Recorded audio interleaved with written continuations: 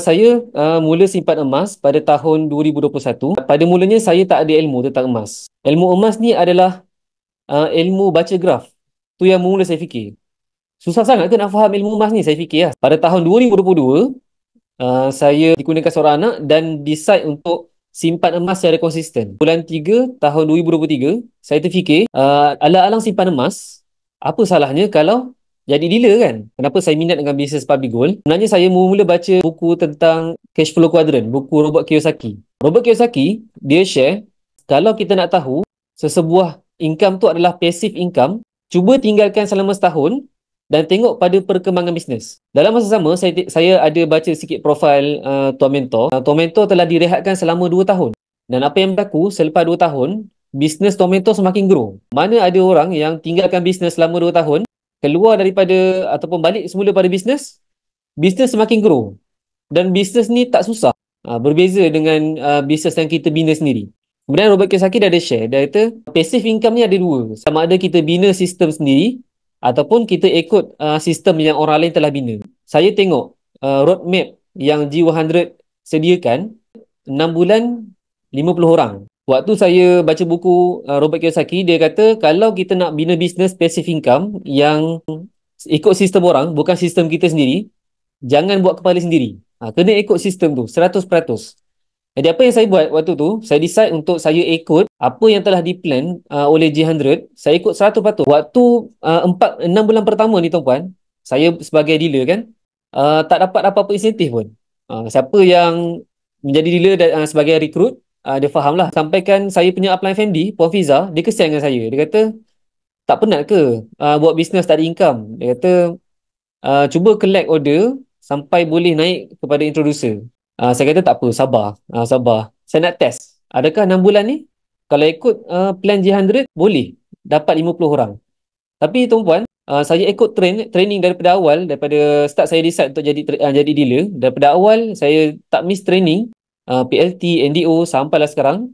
Tanpa disangka-sangka, dalam tempoh 4 bulan sahaja, saya dah berjaya capai 50 frontline pertama. Yang menyebabkan saya bertambah yakinlah dengan bisnes public gold ni, sebab dia sangat mudah. Dan apa yang telah disediakan oleh tim, yang disediakan oleh G100, sangat-sangat membantu. Cuma kita nak cari ataupun tak cari sahaja. Bila kita tengok sharing mentor tentang kesusahan, angkut anak, naik kereta, sampai tingkat 3, turun angkat seorang-seorang, balik 12 malam, ambil lagi kat rumah pengasuh, naik tangga, tak ada lift. Kisah yang kesusahan tu jadi inspirasi. Tapi kisah yang kesusahan, kalau kita belum berjaya, jadi macam mengeluh kan. Tapi saya nak ceritakanlah sikit kesusahan, walaupun saya masih lagi belum berjaya. Tapi dalam dekat pentas GAN ni, saya nak share sedikit. Waktu saya hadir di MDC 4.0, waktu tu saya ada 80 frontline lah.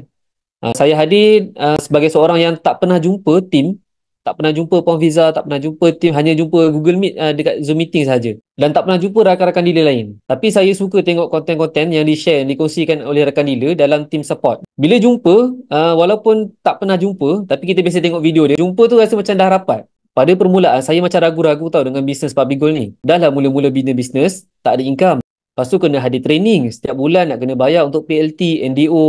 Lepas tu tiba-tiba nak kena suruh pergi MDC pula. Biawak tu dah mula berbisik tau. Dia kata, kalau aku simpan emas, tak join training, tak join apa semua ni, aku rasa lagi banyak simpanan aku.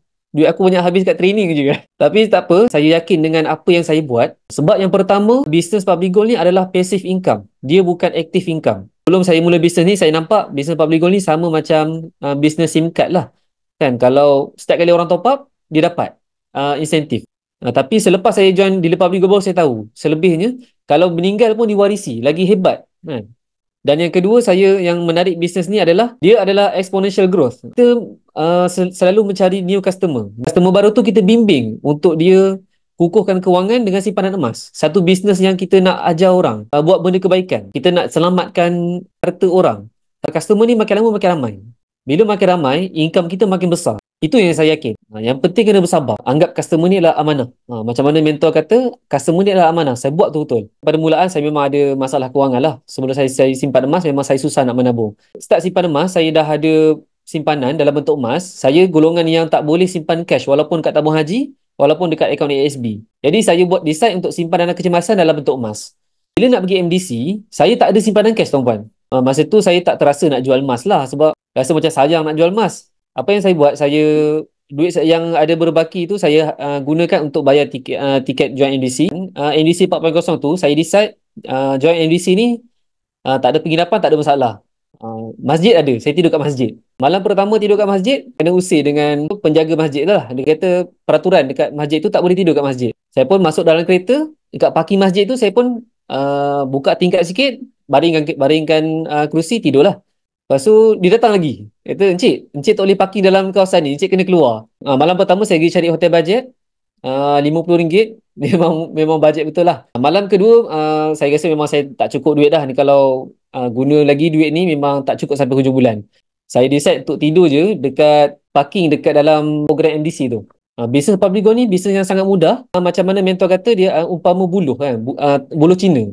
Dia lambat nak tumbuh tinggi, tapi bila dia akar tu dah kuat, dia akan tumbuh dalam tempoh yang sangat sekejap, yang sangat tinggi. Jadi saya yakin lah. Saya seronok dalam tim J100 ni, bukan sekadar saya bina bisnes, tapi saya dapat bina diri.